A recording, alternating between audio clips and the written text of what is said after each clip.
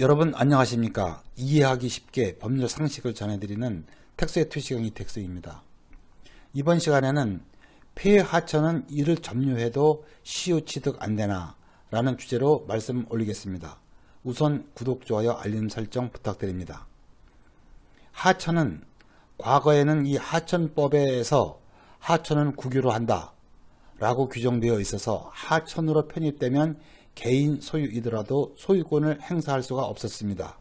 그러다가 2007년도에 헌법재판소의 위헌 결정에 따라 하천은 국유로 한다는 법조항이 없어지고 개인 소유의 토지가 하천으로 편입된 경우에는 국가가 이를 매수하도록 규정하고 있습니다. 그러므로 이제는 원칙적으로 국가 명의로 소유권 등기가 되었거나 될 예정인 하천만이 국유라고 보시면 되겠습니다. 국유 하천 구역에 편입되어 있는 상태라면 아직 보상을 하지 않았더라도 여전히 국유로 보아야 합니다. 그동안 하천법이 여러 번 개정이 되어 용어에 혼란이 있는데 2023년 현재의 하천 법령에 의하면 하천은 크게 국가 하천과 지방 하천으로 분류가 됩니다. 국가 하천은 국토보존상 또는 국민경제상 중요한 하천으로서 환경부 장관이 그 명칭과 구간을 지정하고 또 관리하고, 지방 하천은 그 지방의 공공이해와 밀접한 관계가 있는 하천으로서 시도지사가 그 명칭과 구간을 지정하고 관리한다고 규정하고 있습니다. 이와는 별도로 이 소하천이라는 것이 있는데, 소하천이라고 하면 하천법의 적용 또는 준용을 받지 아니하는 하천으로서 시장 군수 또는 자치구의 구청장이 지정 관리하고 소하천 정비법의 적용을 받습니다. 국가 하천은 국유재산으로서 국유재산법의 적용을 받아 시효취득의 대상이 될 수가 없습니다. 그렇기 때문에 반대 해석으로 지방 하천과 소하천은 시효취득의 대상이 된다고 봐야 합니다. 이해를 돕기 위하여 꼭 알고 계셔야 할 이 국유재산과 취득시효에 관한 기본 지식을 말씀드리겠습니다. 국유재산법은 국유재산을 행정재산과 일반재산 이 두 가지로 구분하고 있는데, 쉽게 설명드리자면 행정재산은 관공서의 관사, 청사, 부지, 도로, 항만, 하천, 또 이 바닷가의 갯벌, 문화유적지, 국립공원 등을 말하고 여기에 해당하지 않는 것들은 모두 일반 재산으로 보시면 됩니다. 국유재산법 7조 2항은 행정재산은 취득시효의 대상이 되지 않는다고 했습니다. 그렇다면 국유재산이라도 행정재산이 아닌 일반 재산은 시효취득을 할 수 있다는 것이지요. 그러면 일반인 입장에서 일반 재산인지를 확실히 알 수 있는 쉬운 방법은 없을까? 물론 행정청에 가서 확인하면 아시겠지만 국가가 일반인에게 매각하려고 내놓거나 일반인이 사용할 수 있도록 대부계약을 맺으려고 하는 재산, 이런 것을 일반 재산이라고 보시면 틀림없습니다. 왜? 행정재산은 법적으로 매각이나 대부계약이 불가능하니까요. 그러나 이 행정재산이라도 관리청이 용도 폐지, 일명 공용 폐지를 하면 일반 재산으로 되어 시효취득을 할 수가 있습니다. 공용 폐지란 이 공물로서의 그 성질을 상실시키는 관리청의 의사표시라고 표현하는데, 이는 일종의 행정행위이고 공용 폐지가 있어야 행정재산이 일반 재산으로 변경된다는 것이지요. 그런데 국가 하천이라도 장기간 하천으로서의 역할을 하지 못해 폐하천이 된 경우가 있습니다.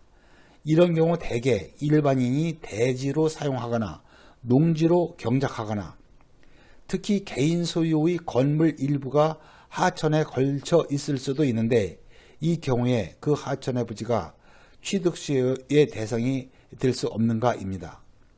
행정재산도 공용 폐지가 되면 일반 재산이 되어 취득시효의 대상이 된다고 했습니다.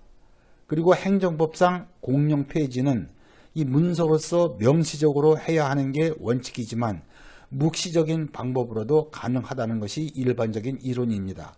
예를 들어서 공용 폐지가 있은 후에나 가능한 조치를 관리청이 한 경우이죠. 하천의 기능도 전혀 없어진 지 오래고 관리청이 장기간 방치하여 일반인이 자신 소유로 알고 점유하는 토지에 하천이 일부 포함이 돼서 취득 시효의 요건을 갖추었을 경우 관리청이 묵시적으로 공용 폐지를 하였다고 봐서 점유자의 시효 취득을 인정하는 게 타당하지 않을까요? 이에 대하여 대법원은 확고한 입장을 갖고 있습니다. 대법원 2010-58957 판결은 이렇게 판결했습니다.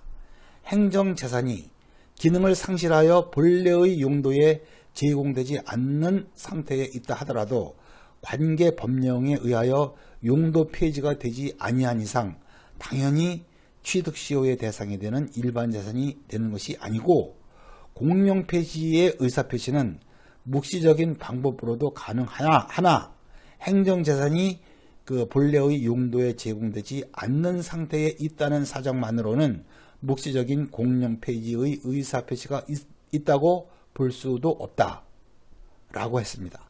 대법원은 폐하천에 대하여 그것이 국가 하천인 이상 취득시효는 절대 인정하지 않는다는 확고한 입장이고, 나아가서 국유인 도로나 이 국유인 국어, 이 도랑을 말하죠. 그거에 대하여도 그게 전혀 기능을 못하는 폐도로나 폐국어가 되었어도 동일한 입장을 고수하여 일반인의 점유에 의한 그 취득시효를 인정하지 않고 있습니다.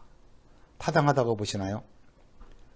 국가도 사유지를 20년 이상 점유하면 국가가 시효 취득한다는 것이 대법원의 입장인데, 일반인은 폐하천, 폐도로, 폐국어에 대하여 취득시효를 할 수 없다고 하는 것은 형평의 원칙에 어긋나는 것 아닐까요? 그리고 취득시효는 권리 위에 잠자는 자는 보호받지 못한다는 원칙하에 생긴 법 규정이라고 했습니다. 이 경우 국가는 권리 위에 잠자는 자에 해당하지 않는다는 것인가요? 대법원은 국가가 관리를 하지 못하고 있는 데 대하여 일종의 특권을 인정하는 셈입니다. 제 개인 의견으로는 이와 같은 대법원 판결은 조속히 시정되어야 한다고 봅니다. 반대로 국가가 사유지를 하천 부지로 20년 이상 점유한 경우에는 국가가 시효 취득할 수 있다고 했습니다. 다만 이 경우 국가가 보상을 한 근거가 없는 경우 대법원은 국가의 취득시효를 인정하는데 매우 인색한 편이긴 합니다.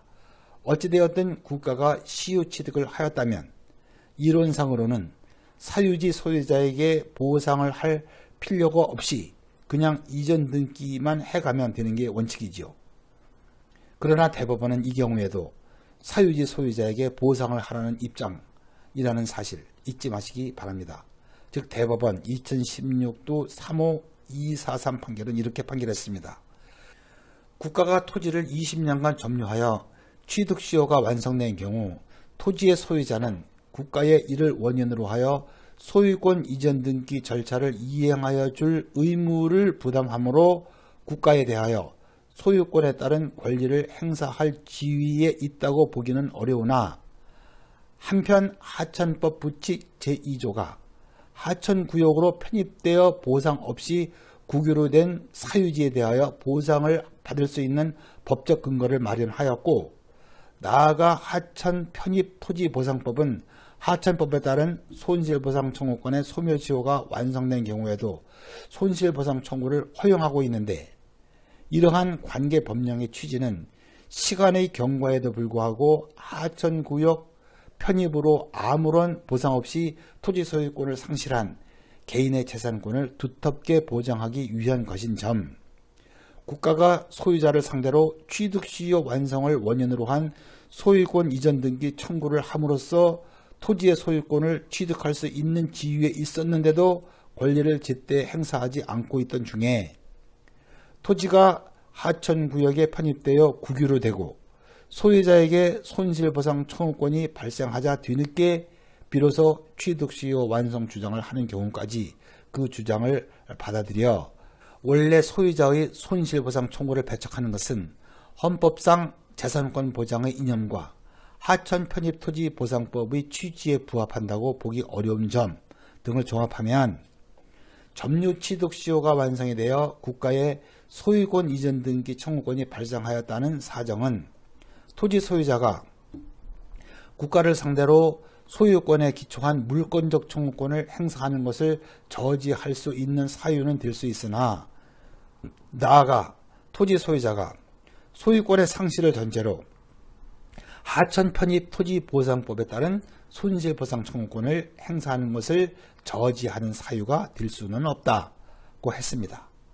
즉 하천 편입 토지 보상법이 손실보상 규정을 두고 있으니 국가의 취득 시효가 인정이 되더라도 사유 토지에 대하여 보상을 하라는 취지입니다.